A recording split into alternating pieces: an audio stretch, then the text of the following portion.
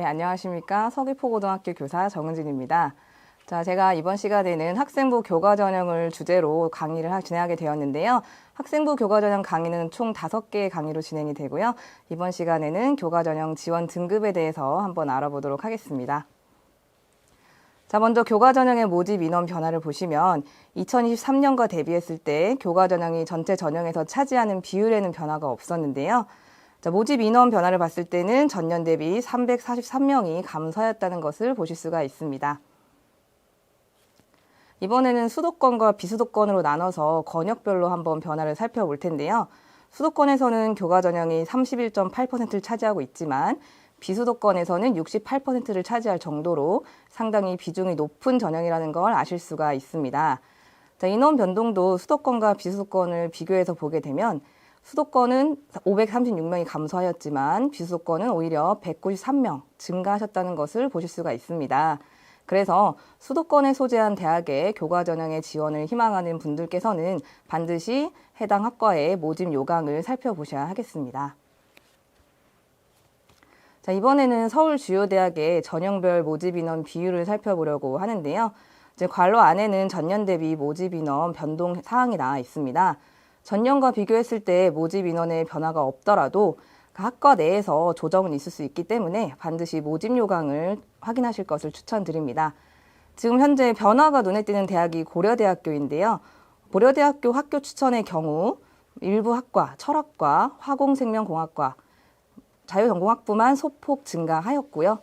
자, 그 외에 대부분의 학과에서 모집 인원이 감소해서 총 204명이 감소하게 되었습니다.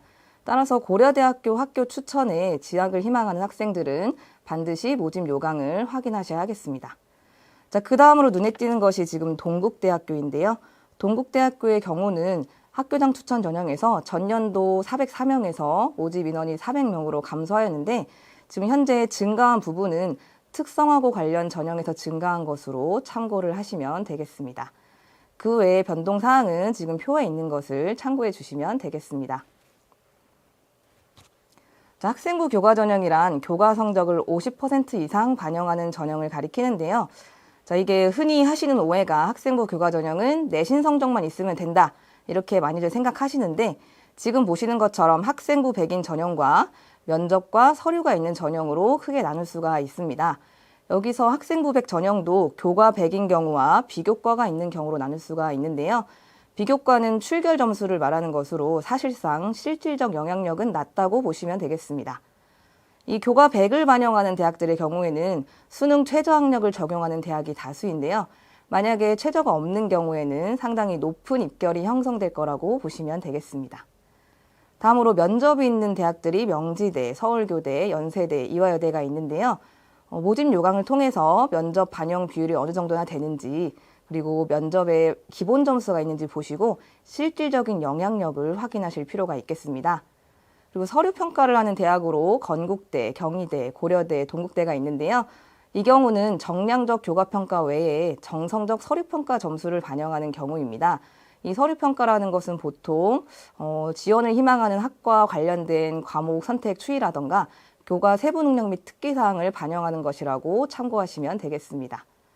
그래서 이제 상담을 오시는 분들이 보통 질문을 이렇게 하시는데요. 자기가 지금 3등급 정도의 내신인데 어느 대학에 갈 수가 있느냐? 아니면 나 평균 등급에 해당하는 지원 가능한 대학을 알려달라, 이렇게 막연하게 접근하시는 분들이 많은데요. 사실상 교과 성적 산출 방법이 대학마다 다르기 때문에 대학별 환산 점수를 통해서 유불리를 확인하신 후 지원하실 필요가 있습니다. 그래서 앞으로 그런 사항에 대해서 설명드리도록 하겠습니다. 자, 그래서 유불리 확인을 위해서 꼭 보셔야 되는 게 주요 대학의 진로 선택 과목 반영 방법인데요. 진로 선택 과목이란 등급으로 산출되는 과목이 아닌 성취도가 A, B, C로 산출되는 과목이라고 보시면 되겠습니다. 이 성취도를 정량적으로 반영하는 경우가 있고 정성평가를 하는 경우가 있는데요. 이렇게 정량적으로 반영하는 경우도 대학마다 다양한 방식을 활용하고 있습니다. 그래서 이제 등급 변환을 하는 경우는 성취도 A, B, C를 예를 들어서 A는 1등급, B는 2등급, C는 3등급 이런 식으로 변환한 뒤에 점수를 부여하는 방식이라고 보시면 되고요. 다음으로 환산 점수를 부여하는 경우는 대학별 환산 점수를 부여하는 것으로 예를 들어서 A는 100, B는 99, C는 98 이런 식으로 환산 점수를 부여하게 됩니다. 예를 든 것처럼 급간별 차이가 적은 경우도 있지만 급간별로 점수가 큰 경우도 있기 때문에 모집 요강을 통해서 확인하시면 되겠습니다. 충남대와 충북대의 경우는 변환 석자 등급을 적용하고 있는데요. 이제 성취도를 누적 인원 비율에 따라서 변환된 석차 등급을 부여한다고 보시면 되겠습니다. 그리고 고려대학교와 서강대학교의 경우는 등급별 분포라는 독특한 방식을 활용하고 있는데요. ABC 성취도별 인원 비율을 고려해서 점수를 부여하는 것으로 뒷페이지에서 다시 한번 설명드리겠습니다. 자, 그리고 건국대, 동국대, 성균관대의 경우는 정성평가라는 독특한 방식을 활용하고 있는데요. 이것도 교과 세부 능력 및 특기사항, 그리고 관련 학과와 관련된 교과 이수 추이 같은 거를 반영한다고 보시면 되겠습니다. 자, 올해의 아주 중요한 특징으로는 진로 선택 과목 반영 대학이 증가했다는 것인데요. 자, 수도권 소재 82개 대학의 교과 전형에서 진로 선택 과목을 반영하는 대학의 비중이 58.5%에 해당할 정도로 많고요. 전년 대비 큰 폭으로 상승하였다는 것을 지금 화면에서 확인하실 수 있겠습니다. 자, 이번에는 주요 대학의 학생부 교과 전형 반영 방법을 쭉 한번 살펴볼 텐데요. 지금 현재 전형 방법, 반영 교과, 교과 반영 방법 등이 쭉 나열이 되어 있는데요. 이런 사항을 모두 확인하시고 수험생 본인에게 유불리가 어떻게 되는지 확인하시면 되겠습니다. 우선 전형 방법에서 서류나 면접, 비교과 여부를 확인하시고 유불리를 한번 판단하시면 되겠고요. 그 다음에 반영 교과를 보시면 자, 이렇게 전 과목을 반영하는지 아니면 지원을 희망하는 학과의 계열에 따라서 국수 영사나 국수 영과로 반영을 하는지에 따라서 유불리는 달라진다고 보시면 되겠습니다. 그리고 구체적인 교과 반영 방법이 있는데요. 이 반영 방식과 진로 선택 과목 반영 여부, 이수 단위 반영 여부 등을 고려해서 본인에게 유리한 쪽을 따져보시면 될 것 같은데요. 지금 화면에 보시는 것처럼 이화여대, 중앙대, 경희대학교처럼 석차 등급이나 성취도를 활용하는 방식이 가장 기본적인 방식이라고 보면 될 것 같고요. 몇 가지 독특한 대학들을 살펴보겠습니다. 현재 연세대학교의 경우에는 Z점수를 반영한다는 것을 많은 분들이 들어보셨을 텐데요. 이 Z점수는 지금 재학 중인 고교와의 상담을 통해서 어느 정도에 해당하는지 확인하시면 될 것 같고요. 그리고 국수영사과를 제외한 기타 과목의 경우는 감점 방식을 활용하는 것을 확인하시면 되겠습니다. 다음으로 좀 특이한 방식을 적용하는 학교가 고려대학교의 경우 아까 보셨듯이 성취도 A는 1등급, BC 성취도인 경우에는 비율을 고려해 산출하고 있는데요. 자, 이것은 2023년과 변화가 된 부분입니다. 작년까지는 성취도 A도 성취도 비율을 고려했는데요. 예를 들어서 A등급을 받은 학생이 전체의 20%인 경우와 전체의 50%인 경우는 다른 점수를 받는 방식이라고 보시면 되겠습니다. 그런데 올해부터는 A인 경우는 모두 1등급을 부여하게 됨으로써 사실상 전체 상위권 학생들 간의 차이는 좀 줄어들었다고 보시면 되겠습니다. 그다음에 한국외대를 보시면 등급 산출 과목에서 등급 환산 점수 또는 원점수 환산 점수 중 상위값을 적용하는 특이한 방식을 활용하고 있고요. 동국대학교의 경우에는 석차 등급 상위 10과목만을 반영하는 또 특이한 방식을 활용하고 있습니다. 이 대학들에 대해서는 뒤에서 다시 한번 살펴볼 기회가 있고요. 그리고 본인이 지원을 희망하는 대학이 어떤 방식을 활용하는지 표를 통해서 한번 확인하시면 되고, 만약 여기에 없다면 입학처 홈페이지에 모집 요강에 이런 사항들이 모두 명시되어 있기 때문에 미리 한번 숙지하시고 본인에게 어떤 전형이 유리할지 한번 고민을 해보시면 되겠습니다. 자, 이번에는 교과 성적 산출 방법을 몇 개 대학을 대상으로 예시를 들어볼 텐데요. 아까 보셨던 동국대학교의 경우 석차 등급 상위 10과목을 적용하고 있는데 지금 밑에는 환산 등급 표인데요. 1등급과 2등급의 급간 차이가 0.01점밖에 되지 않습니다. 사실 다수의 지원자들이 상위 10과목은 1, 2등급 이내이기 때문에 지원자 간 차이는 매우 적을 것이라고 예상하실 수가 있겠죠. 그리고 한국외대는 지금 보시면 등급이 산출되는 과목에서 등급 환산 점수 또는 원점수 환산 점수 중에 상위값을 적용하고 있는데요.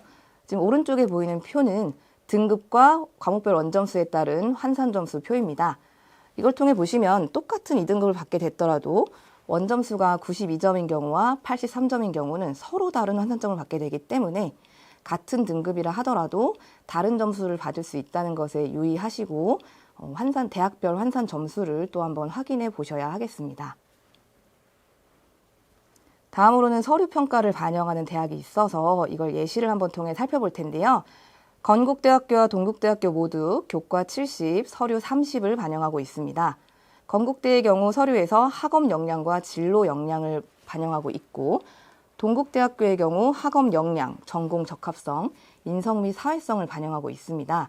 세부 평가 항목은 지금 오른쪽에 있는데요. 주로 전공과 관련된 과목의 이수 내역, 그리고 교과 성취도 등을 판단한다고 보시면 되겠습니다. 그리고 각 대학의 등급별 환산 점수 표를 보시면 두 대학 모두 교과 점수에서 1등급과 4등급의 차이가 0.1밖에 되지 않을 정도로 극간별 점수 차가 작습니다. 따라서 30%인 서류 평가의 영향력을 결코 무시할 수가 없겠죠. 자, 그리고 올해 교과 전형 서류 평가를 신설한 대학으로 부산대와 경북대가 있습니다. 부산대학교는 학업 역량 평가 20%를, 경북대학교는 서류 평가 20%를 반영하고 있는데요. 자, 부산대의 경우 고등학교 교육과정 이수를 통한 학교생활 충실도 및 대학 수학 준비도를 평가하는데 자세한 사항은 또 모집 요강을 통해서 확인해 보시면 되겠습니다. 경북대학교의 경우 공통 일반 선택 과목의 교과 이수 현황, 그리고 진로 선택 과목은 이수 및 성취도의 적절성을 평가하는데요. 세부 능력과 특기 사항은 미반영한다고 명시해 두었으니까 참고하시면 되겠습니다. 자, 이제 주요 대학의 2022학년도 학생부 교과전형 입시 결과를 함께 살펴볼 텐데요. 보통 이거를 보시고 지원에 많은 기준으로 삼으시곤 하는데 이제 앞에 설명을 들으셨기 때문에 이렇게 단순한 내신 평균 등급만이 아닌 그래서 뭐 교과 반영 방법이라든가 진로 선택 반영 여부, 서류나 면접 등의 반영 여부를 종합적으로 좀 고려하셔서 이 등급을 이해하셔야 된다는 거 알 수 있겠죠. 특히 아까 예로 들었던 동국대학교의 경우 인문계열에서 70% 컷이 2.86이라고 되어 있는데 아까 동국대학교식 환산 점수로 바뀌었을 때는 전혀 다른 결과가 나올 거라는 걸 예상하실 수가 있겠죠. 그래서 보통 2등급이면 어디 지원 가능하냐, 5등급이나 3등급이 어디 지원 가능하냐 많이 질문을 하시는데 이런 전년도 결과를 보실 때 종합적으로 좀 판단해 보실 필요가 있겠습니다. 자, 그래서 지금까지 학생부 교과 전형과 지원 가능 등급에 대해서 조금 자세히 설명드렸는데요. 어떻게 전보다는 조금 더 이해가 되셨겠죠? 자, 이제 다음 시간에는 학생부 교과 전형과 수능 성적의 관계에 대해서 설명하도록 하겠습니다. 감사합니다.